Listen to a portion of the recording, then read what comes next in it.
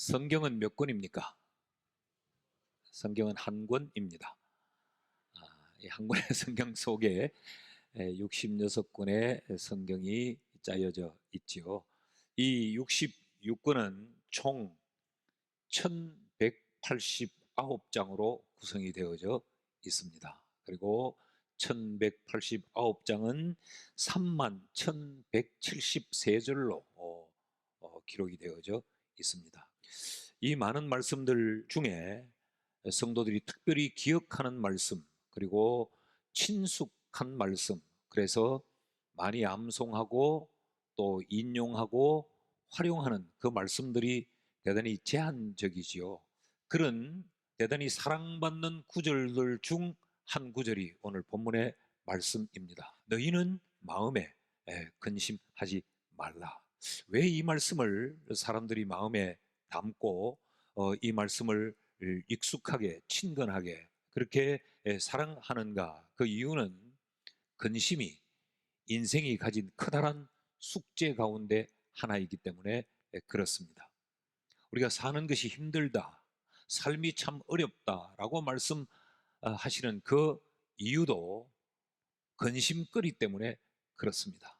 근심할 일이 없으면 삶이 힘들지 않고 굉장히 신나고 즐겁고 유쾌할 텐데, 우리로 하여금 근심하게 하는 그 근심거리들 때문에 우리의 삶이 힘들고 고달프지요. 우리가 불안하고 두려움을 느끼는 이유도 근심이 찾아오면 그 현상으로 말미암아 불안과 두려움을 가지게 되는 것입니다. 그러니까 근심은 우리의 삶에서 대단히 일상적이고 대단히 보편적인 것이 바로 근심인데, 이것이 우리에게 크다는 숙제가 되어 있는데 예수님은 우리에게 너희는 마음에 근심하지 말라라고 말씀하니까 이 말에 우리의 귀가 열리고 우리의 눈이 번쩍 띄어지는 것이죠. 그래서 우리는 이 말씀을 굉장히 좋아합니다. 그렇다고 하면 이 말씀을 다시 한번 되새겨보고 왜 이 말씀을 하시는가, 이 말씀으로 말미암아 어떻게 된다는 이야기인가, 근심이란 도대체 어떤 것인가, 왜 여기서 이 말씀이 주어졌는가, 이런 부분들을 우리가 좀 세세히 살펴볼 필요가 있습니다. 왜냐하면 우리의 삶이 근심의 연속이고 우리가 이 땅을 살아가면서 근심이라고 하는 이 숙제를 반드시 풀어야 우리는 행복한 삶을 살 수 있기 때문에 그렇습니다. 자, 그렇다고 하면 오늘 그 첫 시간으로 근심에 대한 어떤 총괄적인 말씀을 함께 살펴볼 텐데, 근심의 정체가 무엇인가? 도대체 근심이라고 하는 것은 뭔가라는 이야기입니다. 지금 이 말씀은 예수님께서 제자들에게 1차적으로 주신 말씀입니다. 다시 한번 읽어볼까요? 1절 말씀을 좀 띄워주시면, 너희는 마음에 근심하지 말라, 하나님을 믿으니 또 나를 믿으라. 여기 너희는 1차적으로 예수님의 제자들입니다. 이 상황이 어떠했느냐, 이 말씀을 할 때의 상황이, 지금 제자들은 예수님으로부터 부름을 받은 지 3년이 지나가는 시점입니다. 예수님께 부름받은 이 3년이라는 이 시간은 결코 짧거나 간단한 시간이 아니에요.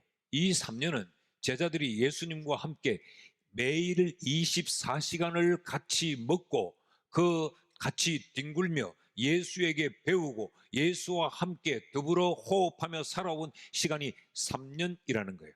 자, 3년이라는 시간을 예수와 동거동락하며 지나왔는데 그들 앞에 갑자기 충격적인 상황이 펼쳐집니다.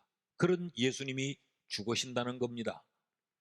꿈에도 생각해보지 않았던 일이 한순간 그들 앞에 펼쳐집니다. 그런데 그 예수님이 죽는 그 죽음의 그 상황을 제자 가운데 한 사람에 의해서 만들어지고 있다는 겁니다. 가룟 사람 유다가 예수님을 팔아넘겼다고 하는 기가 막힌 이야기를 예수님으로부터 듣고 결국 그 가룟 유다가 인정을 하고 그 자리를 박차고 나가는 것을 이들이 눈으로 본 것입니다. 도대체 이게 어떻게 가능한 일인가?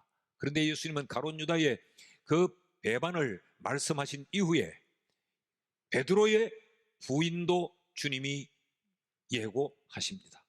그래서 제자들은 한순간에 그들의 마음에 평안이 깨어집니다. 그리고 한순간 대단히 혼란스러워집니다. 이게 무슨 상황이며 이게 도대체 어떻게 된 일인가? 자, 그럼 우리는 어떻게 해야 되는가? 굉장히 충격적이고 복잡한 이런 상황이 펼쳐진 거지요. 지난주에 말씀을 드렸죠. 주여 어디로 가시나이까? 쿠오바디스 도미네.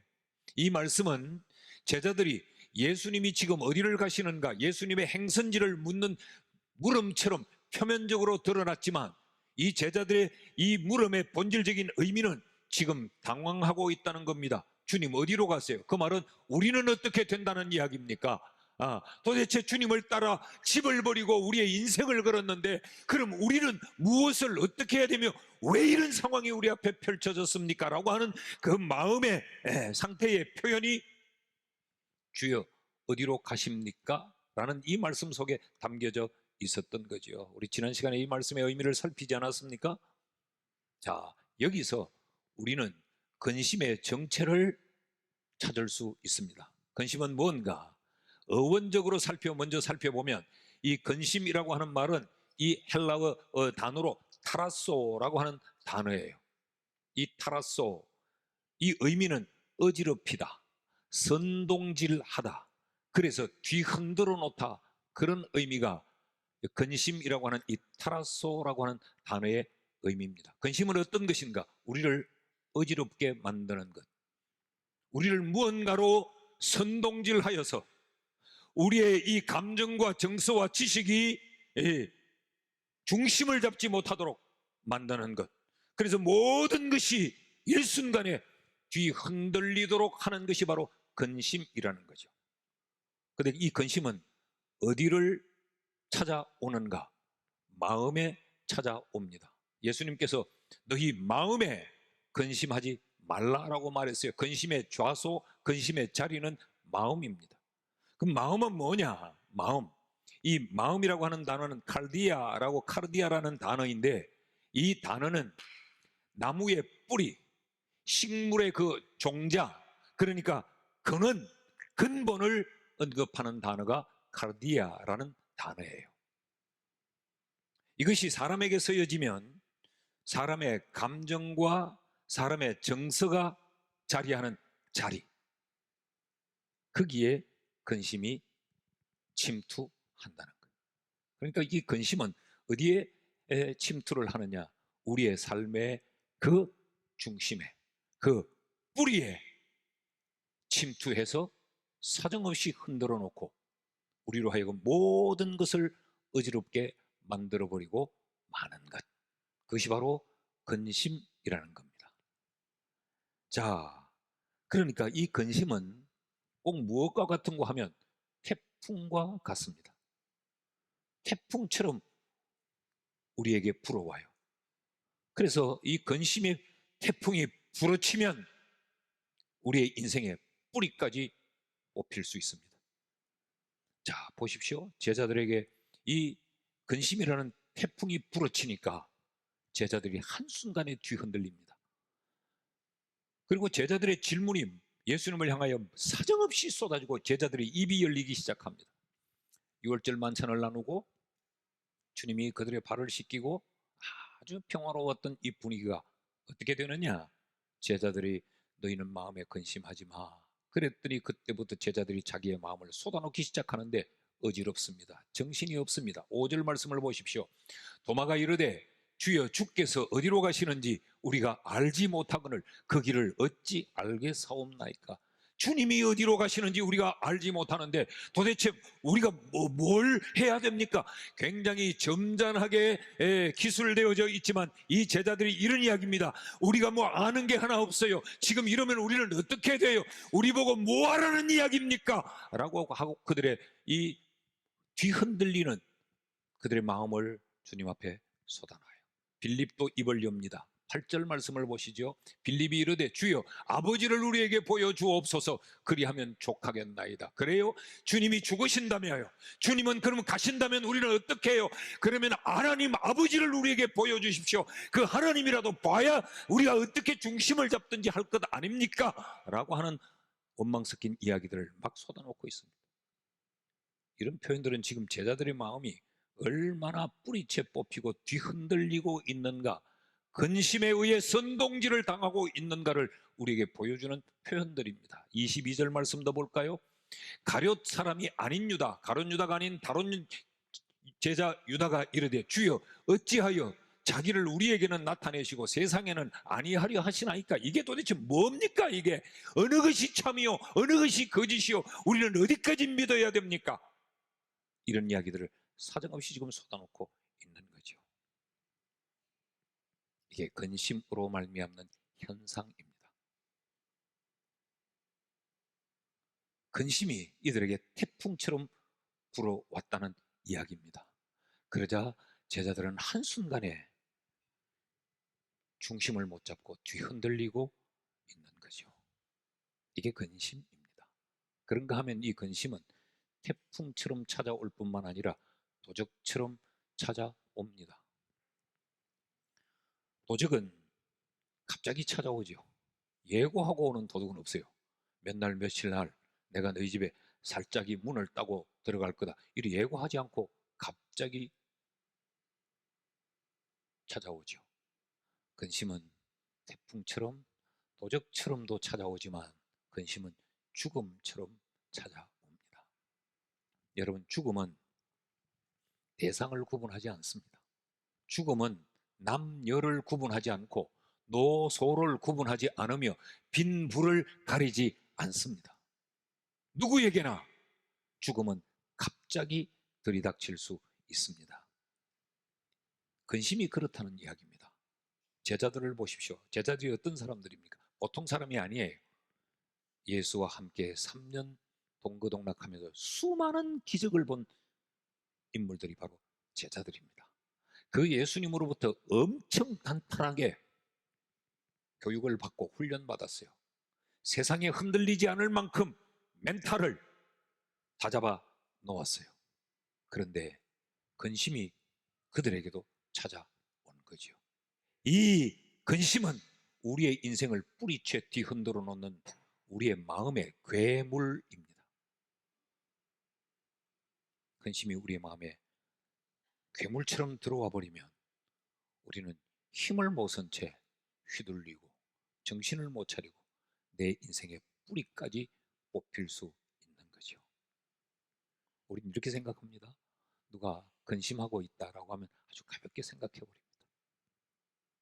근심은 결코 그렇게 간단한 것이 아니라는 거죠. 자, 근심의 정체를 우리가 알았습니다. 그렇다면 이 근심을 해결하는 방법이 뭔가? 둘째로 세상의 처방을 우리가 먼저 살펴보십시다. 세상은 이 근심을 어떤 처방으로 해결하려고 하는가? 우리가 조금 전에 제자들이 갑자기 말이 많아지고 질문이 많아지고 예민해지고 불안해지고 아주 혼란스러운 그 장면을 우리가 봤지요. 그게 근심이 만든 현상이란 말이죠. 그럼 이 근심에 대한 처방이 뭐냐? 1절 말씀 상반절을 봅니다. 너희는 마음에 근심하지 말라. 여기까지가 보편적 근심에 대한 처방입니다. 내가 근심하지 않으려고 해서 한다고 해서 근심하지 않을 수 있습니까? 그러니까 세상은 근심은 네 스스로 해결하라고 처방을 내려요. 그 첫 번째 세상이 내리는 처방이 생각을 많이 하지 마라라는 이야기입니다. 로렌스라는 이 뇌학자는 아주 고급스러운 말로 이렇게 썼어요. 근심은 뇌의 고등한 부분이 과도하게 발달되었기에 발생하는 것이다. 그러므로 하등한 삶으로 돌아가야 한다. 많은 생각을 버리고 단순하게 사는 것이 근심을 하지 않는 비결이다. 맞는 것 같은데 맞지 않습니다. 그래, 맞아, 내가 병이야. 내가 생각을 너무 많이 하고 너무 깊이 생각해서 그래. 생각을 하지 말아야지. 생각을 하지 말아야지. 생각을 하지 말아야지. 생각을 하지 말아야지. 생각이 난다. 이걸 어떻게 해요? 안 하고 싶은데 생각이 나요. 누가 그걸 생각하고 싶겠어요? 하지 않으려고 하면 하지 않을수록 더 내 귀전에서 소리를 치는데 이게 답이 될 수 있냐? 또 낙관주의적인 사고로 해결을 하려고 합니다. 이런 이야기죠. 괜찮아. 잘 될 거야. 곧 나아질 거야. 너무 염려하지 마라. 근심하지 마. 잘 된다. 잘 된다. 그냥 잡아라. 내일 되면 때 되면 다 잘 된다. 그래서 그런 줄 알았어요. 잘 될 거야. 잘 될 거야. 내일이면 괜찮아질 거야. 나아지겠지. 나아지겠지. 이것도 뭐예요? 네가 그렇게 낙관적으로 생각하라는 거지. 생각하라는 거지. 심리 상담을 받으면 다 이렇게 이야기합니다. 그건 답이 아니에요. 또 운명론적으로 근심의 문제를 해결하려고 합니다. 어차피 일어날 일이야. 한 번은 겪어야 될 일이야. 그러니까 괜히 쓸데없이 고민하고 매달리지 마. 다 겪는다고 생각해. 한 번은 겪어야 될 일이지. 액땜했다고 생각해. 라는 말을 우리가 얼마나 많이 씁니까? 내 팔자가 왜 이런가 싶어요. 이게 팔자라고 하면 그냥 죽어버리는 게 낫겠다는 극한 생각으로 우리를 더 몰고 갑니다. 운명이라고 생각하니까. 또 이런 극기적인 사고로 근심을 해결하려고 합니다. 무슨 이야기인가 하면 참고 견디라. 극기 훈련을 하듯이 참아라. 니만 겪는 거 아니다. 아무런 해답이 안 되는 거예요. 그런다고 근심이 떠나가는 것도 아니죠. 그러니까 세상이 근심을 해결하는 방법은 당사자에게 짐을 지워버리는 겁니다. 온갖 아름다운 미사여구를 동원해도 해결해 주는 것이 아니고 네가 해결해라. 네가. 내가 해결할 수 있을 것 같으면 근심 안 하죠. 아예. 근심이 오면 나를 뿌리채로 흔들어 버리는데 내가 어떻게 해결을 할 수 있습니까? 어디 좀 앉아 안정이 되면 또 모르겠거니와. 예. 이 흔들림 속에서 어떤 생각을 바르게 할 수 있고 이렇게 뿌리채 뒤 뽑히는데 어떤 처방을 내가 내릴 수 있고 어떤 마음을 내가 가질 수 있나요? 그러니까 결론은 뭐냐? 세상은 흔들리는 내 마음을 몰라주는 거죠. 그 근심에 쌓일 때 마음이 아파하는 자들의 공통된 생각이 뭐예요? 내 마음은 아무도 모른다. 우리는 온갖 말들로 위로를 해주고 처방을 내려주는데도 내 마음을 아무도 모른다는 거죠. 그러니까 더 근심이 되는 겁니다. 세상의 처방은 처방이 아니다. 셋째로, 그럼 예수님이 내린 근심의 처방은 어떠한가? 1절을 주목해서 봅니다. 다시 보는데 너희는 마음에 근심하지 말라.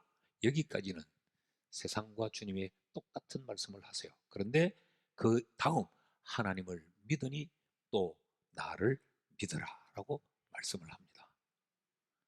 하나님을 믿으니 또 나를 믿으라. 여러분, 이 말씀을 지금 제자들에게 하실 때에 이 말씀에는 우리가 분명히 알아야 될 몇 가지가 전제되어 있습니다. 이 점이 굉장히 중요한 건데 예수님은 제자들의 마음을 알고 계신다라는 점입니다. 제자들이 지금 근심하고 있다고 하는 그 마음의 상태를 주님은 이미 간파하신 거죠.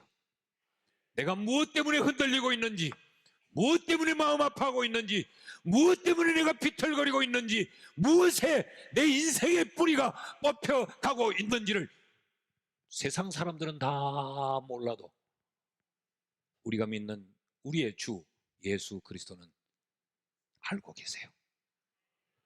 믿으십니까? 이게 이미 전제가 되어 있어요. 그러니까 주님이 너희는 마음에 근심하지 마 라고 이 말씀을 하시는 거예요. 둘째로, 이렇게 제자들의 마음을 아실 뿐만 아니라 주님은 제자들에게 관심을 가지고 계십니다. 자, 지금 이 말씀을 하실 때 시점이 언제냐? 시점이 예수님의 죽음이 코앞에 있는 겁니다. 예수님은 내일 죽으십니다. 본인이 아셨습니다.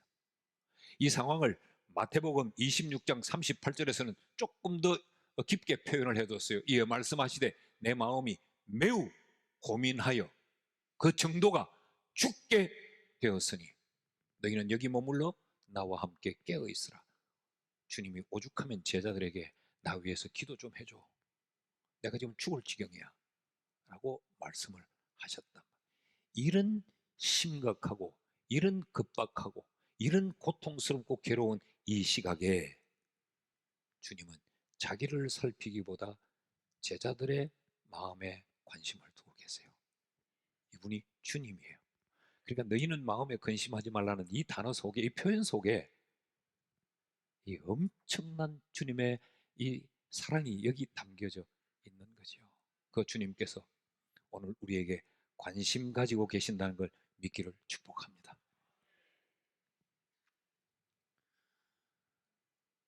셋째로 우리가 또 하나 기억해야 될 것이 있는데, 예수님은 제자들의 마음을 간파하여 알고 계시고 어떤 상황에서도 주님은 제자들에게 우선적 관심을 가질 뿐 아니라 제자들의 근심을 제자들에게 떠넘기지 않으셨어요.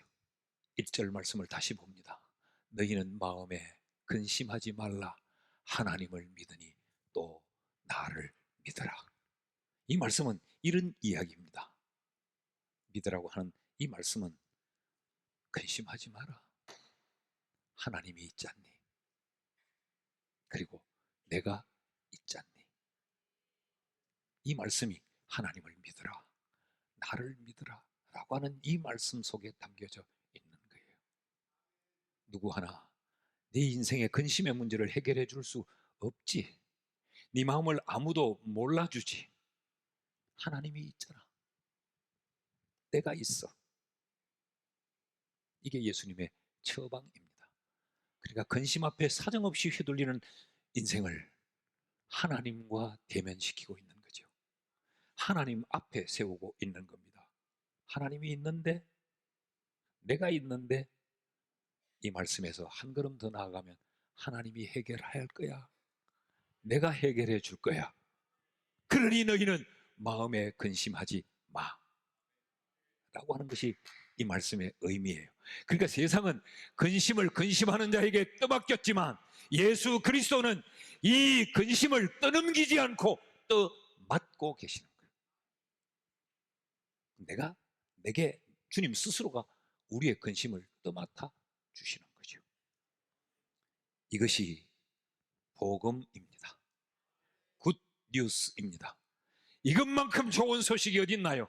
세상 그 어디에서도, 세상 그 누구도 해결해 줄 수 없는 이 문제를 주님이 떠맡아 주님이 해결해 주신다니 이게 굿 뉴스가 아닙니까? 시편 27편 10절 말씀을 같이 한번 읽어봅시다. 시작. 내 부모는 나를 버렸으나 여호와는 나를 영접하시리다. 이 말씀이 뭐예요? 내 부모는 내게 짐을 지웠어. 네가 생각을 바꿔라. 네가 마음을 이렇게 먹어라. 거기에 빠져들지 마라 라고 이야기를 하나, 여호와는 나를 영접하시더라. 여호와는 나를 이해하고 나를 받으시고 내 짐을 여호와께서 맡으시고 여호와께서 해결해 주시더라. 믿습니까? 시편 55편 22절은 이렇게 이야기합니다. 네 짐을 여호와께 맡기라. 그가 너를 붙드시고 의인의 요동함을 영원히 허락하지 아니하시리라. 네 짐, 네 근심을 여호와께로 가져와라. 하나님 앞에 가져와라. 그가 너를 붙들어 너를 요동하지 않게 할 것이다. 네 마음이 흔들리지 않도록, 네 인생의 뿌리가 뽑히지 않도록 할 거다. 언제까지? 영원토록. 하나님은 우리가 근심에 우리의 인생의 뿌리가 뽑히는 걸 하나님은 원치 않으세요. 그래서 가져와라. 내가 있지 않니? 내게 맡겨. 내가 해결할게. 이게 너희가 근심하지 말라라고 하는 이 말씀이 담고 있는 의미입니다.